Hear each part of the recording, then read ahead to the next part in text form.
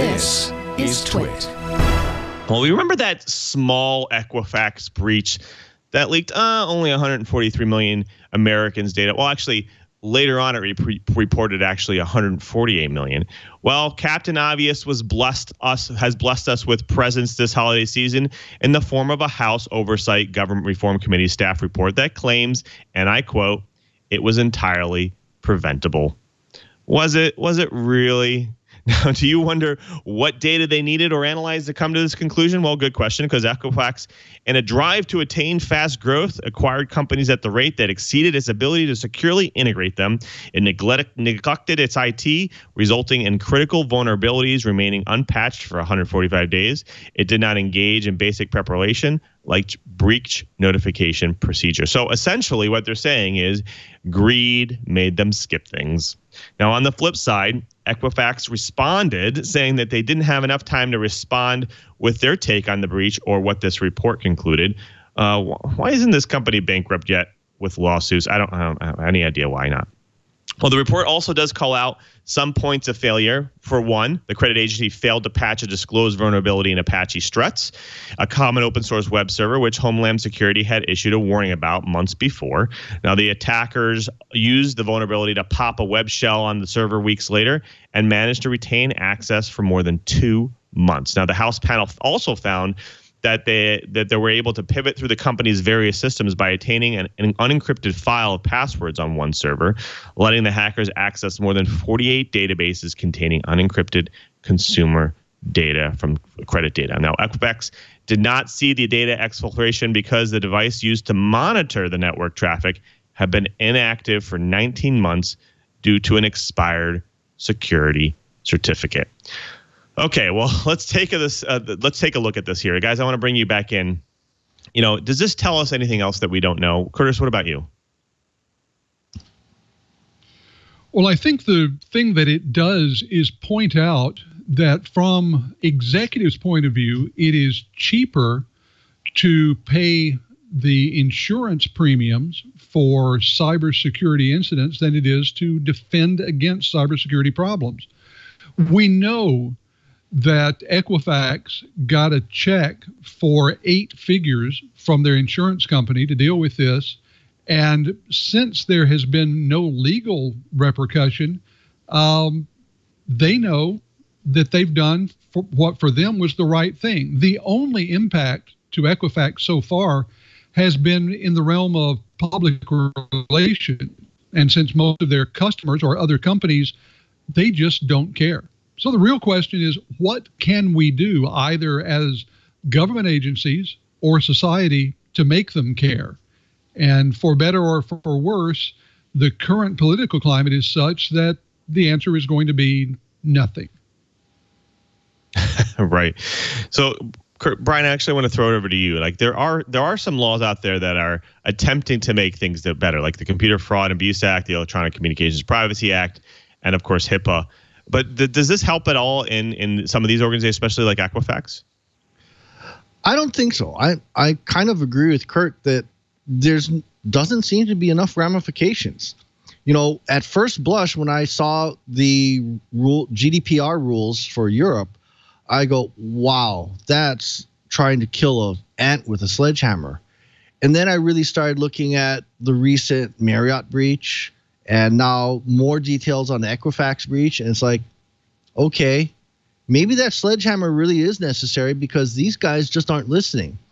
And, you know, that insurance check that Equifax got, I seriously doubt they plowed that into security. I'll bet you they use that to pad their bottom line. So I'm pretty disgusted with them. And, you know, I wish there was a way for me as a consumer to go and say, I refuse to do business with Equifax, but because it's all mostly business to business, it's like the consumer has no say. So I'm going to give my standard suggestion to our viewers and say, call your Congress critters. Tell them enough is enough.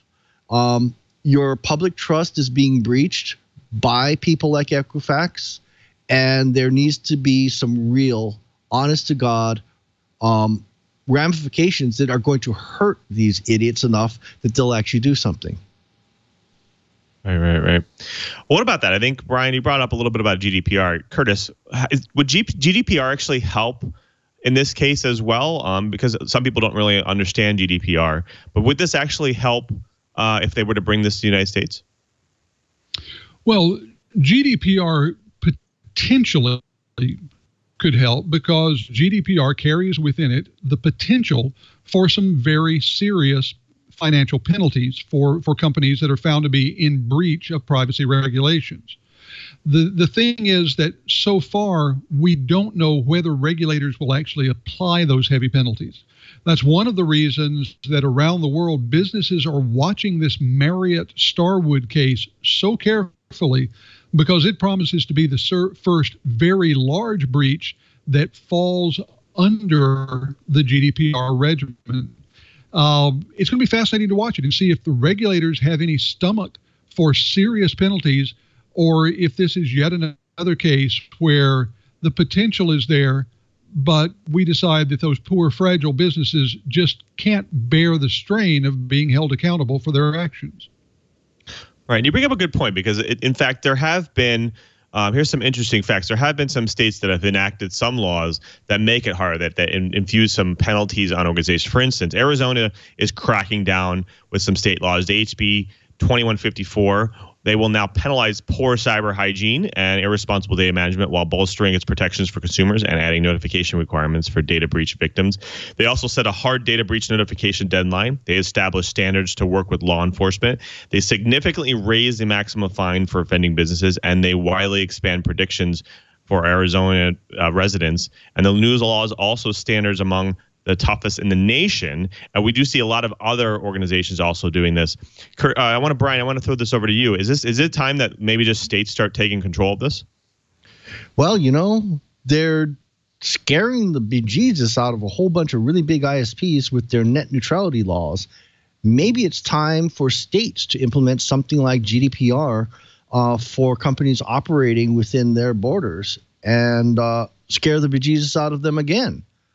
That seems to be the only way to get them to do anything. And so I encourage my legislature, wield that sledgehammer and make these companies accountable. Right. So that brings in another thing, because the EFF is also kind of pleading with Congress here as well. What are they saying? Well, they're saying, hey, we require opt-in consent to online data gathering. They also want to give users a right to know about data gathering and sharing. They also want to give users right to data portability. And they want to impose requirements on companies for when customer data is breached. And they're requiring businesses that collect personal data directly from consumers to serve as information fiduciaries, similar to the duty of care required of certified personal accountants. Now, Curtis, I know that the EFF, they're trying to obviously influence and get Congress to move forward. Is this all that we really need here? Is these things in order to kind of hold organizations accountable for this type of stuff? Well, the last two things that you mentioned, the way that organizations are felt to be have a fiduciary responsibility over the data, that has echoes in the language from GDPR. So that's good, but it doesn't really mean anything until there are penalties attached, or until there is a mechanism for individual users to bring suit, to enforce penalties.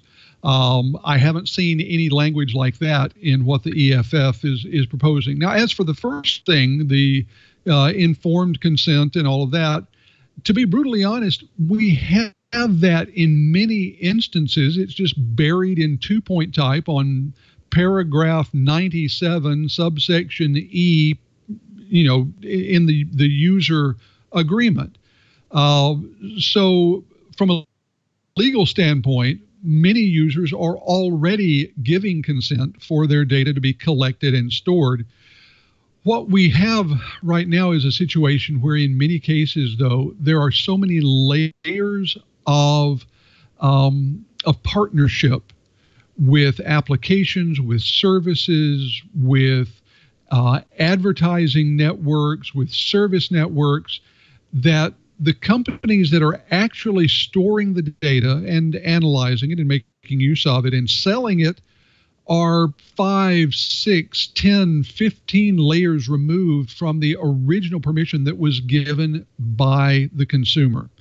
And I think those layers of relationship need to be peeled away from a regulatory standpoint, and each of those organizations needs to be held responsible if there's going to be any accountability at all.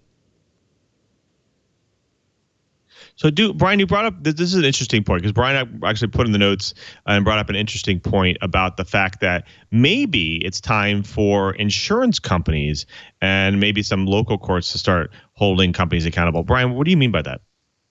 Well, the insurance companies are paying out for security breaches, even though Equifax was clearly culpable in this and asleep at the wheel.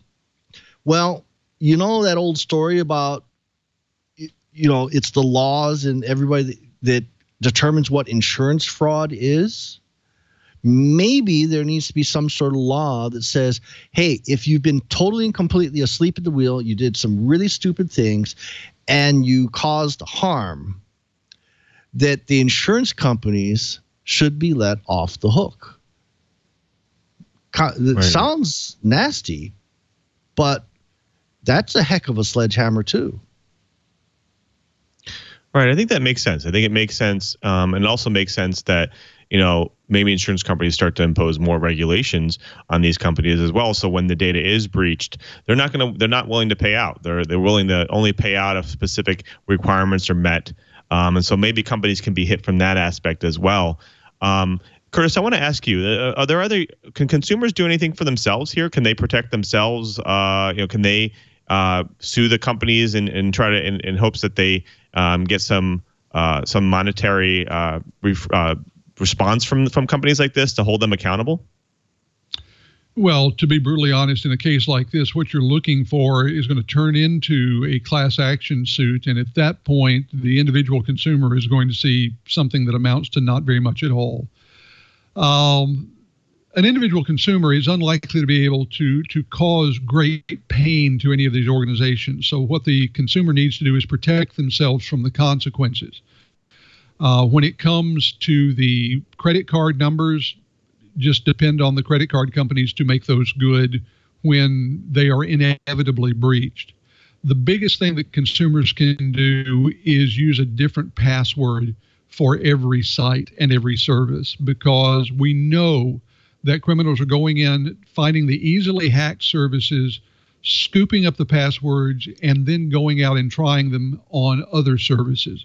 So use different passwords, probably need to use a password manager, and just wait for the inevitable notice that your account has been breached. And at that point, allow the folks at the credit card companies to do that thing they do to take care of the financial fallout.